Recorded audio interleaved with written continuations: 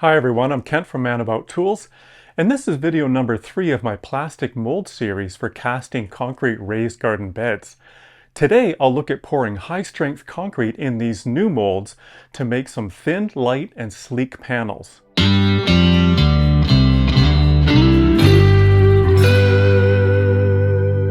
In my last video, I made 2 lightweight concrete blends and poured them in my original molds. These new molds will make a concrete panel that's only 1.5 inches thick, so we can cut down the weight this way as well. There's a few challenges involved in casting concrete this thin. It's not difficult, but there's a different blend of ingredients and a slightly different method. If you've ever mixed and poured concrete before, then you're already halfway there. And if not, I'll show you everything you need to know. There's some differences between these new plastic vacuum form molds and the wooden ones for thin concrete that I've built in the past, and I'll get into that a little bit later. So in this video, I'll show you how I prepare the molds, measure and mix the concrete ingredients, fill the forms, unmold the finished castings, dress them, and then assemble a thin-walled garden box. I'll be mixing the ingredients from scratch and using a small digital scale to weigh my ingredients. I use this one I picked up from Amazon. It's inexpensive, accurate, and durable, so it ended up being a good investment.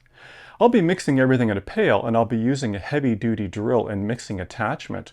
For a few batches, you could get away with any corded or cordless drill, I'm sure, but mixing concrete takes some torque, so this size is better.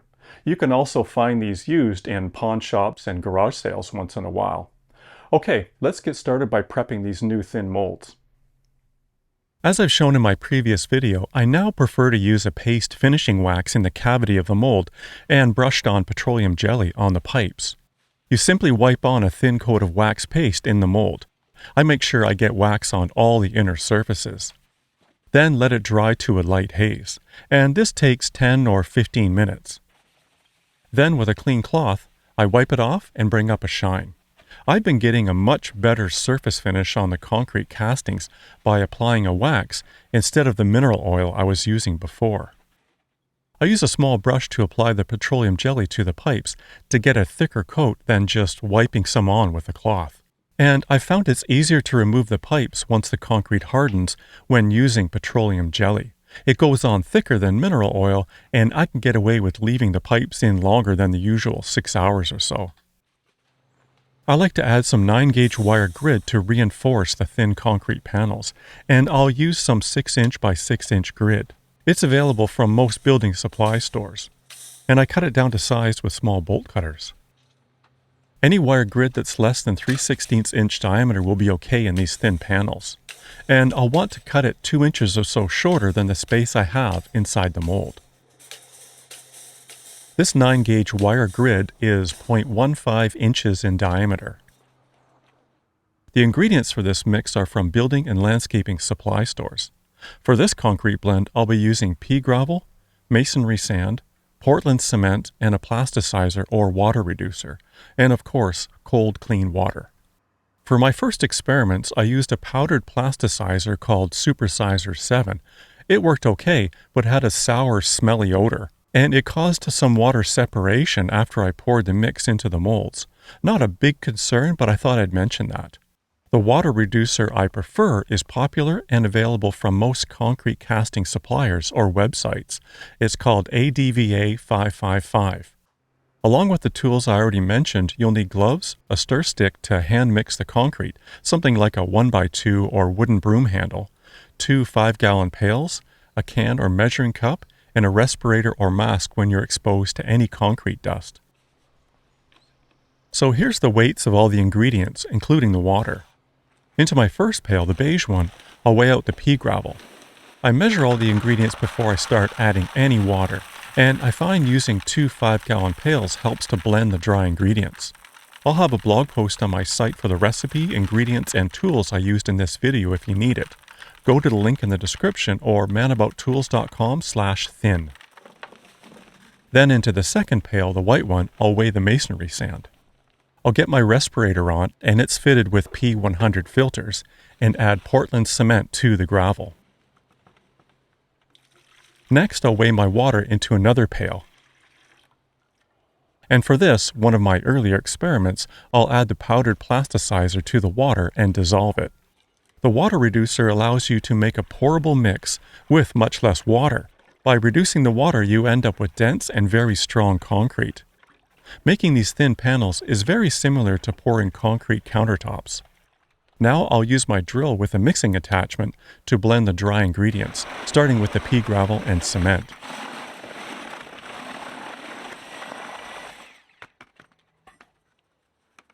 I'll add some sand, then blend again. I mix the dry ingredients for about 30 seconds each time here, but sped up the video to keep things moving along. Then I'll dump that mix into the now empty white pail to turn it over and blend it again.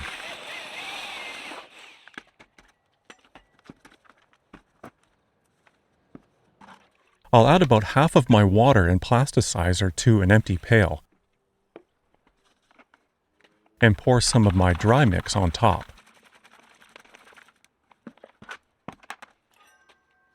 I'll mix that some, then go in and hand stir it to make sure there's no dry clumps in the bottom.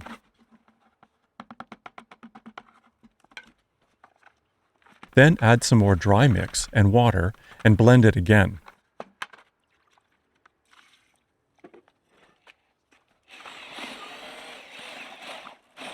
It's pretty amazing to see the effects of the plasticizer. The mix at the beginning looks very dry. Then within a few minutes of blending, it smooths and liquefies right in front of your eyes. Then the last bit of water and dry ingredients.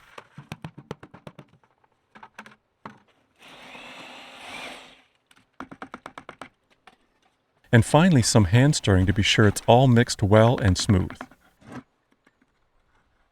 Then into the shop and one more stir. The gravel has a tendency to settle, so you don't want to leave it alone for long. I'll pour enough to fill the 36-inch mold halfway.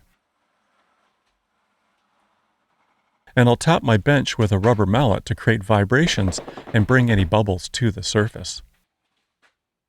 I can then lay in the wire grid or ladder if you like.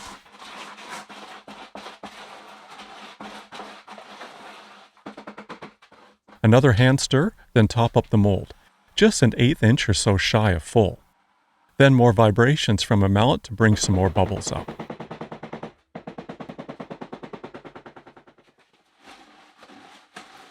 Then I made a slightly bigger batch to fill 2 of the 24-inch molds.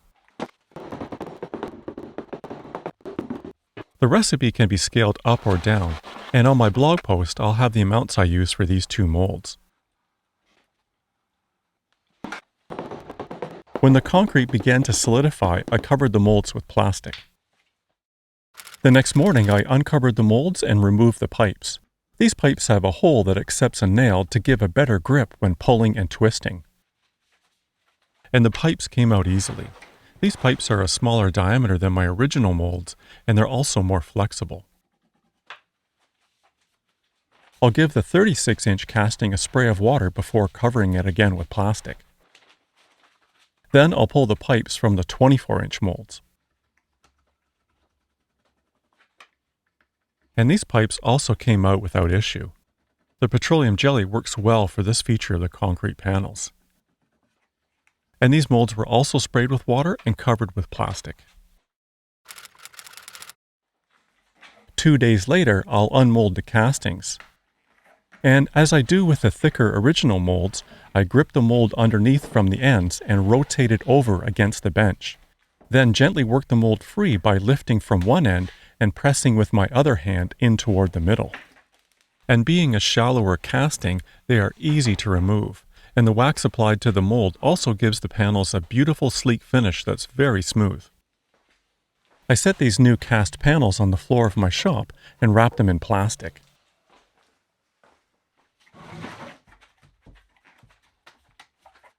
And the 24-inch castings dropped out just as well. These fresh castings, I'd say, are a medium gray color, and as they cure and slowly dry, they will lighten quite a bit. Maybe in the future I'll try adding some cement dye to see how that looks with this mix. I spray the castings with water to keep them damp while they cure for a few weeks. After curing, I take them outside to sand down any sharp edges left from the mold.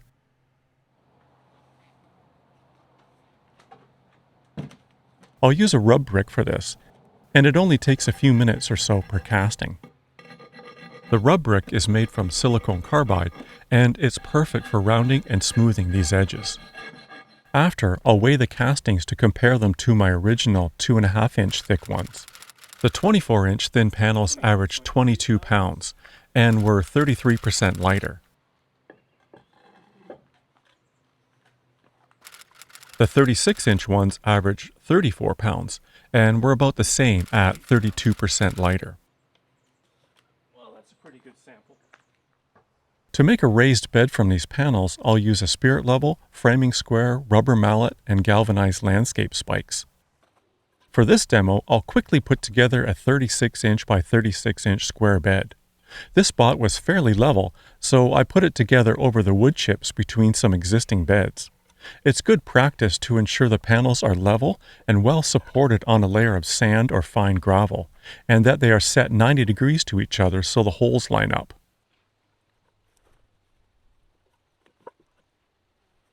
As I set them in place, I slide in a landscape spike to pin the corners together. The spike should slide in without much effort. When I have the 4 panels pinned together, I checked it again for level, then tap the spikes into the ground with a rubber mallet.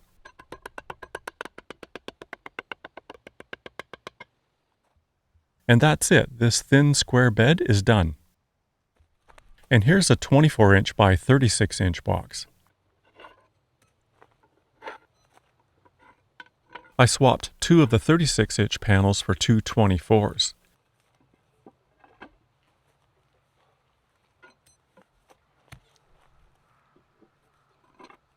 Then moved 1 wall in.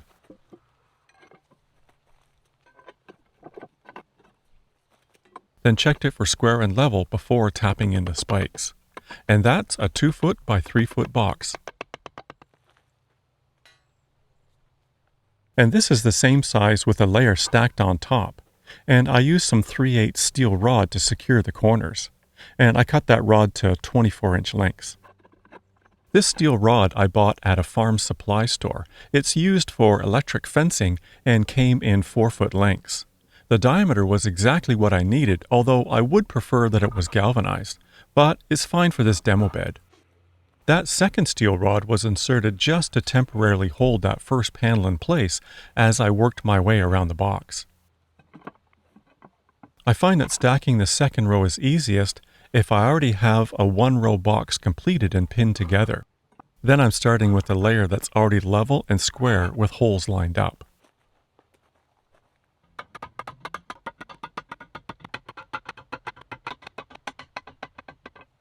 And if you don't mind me saying, I think that looks pretty sharp.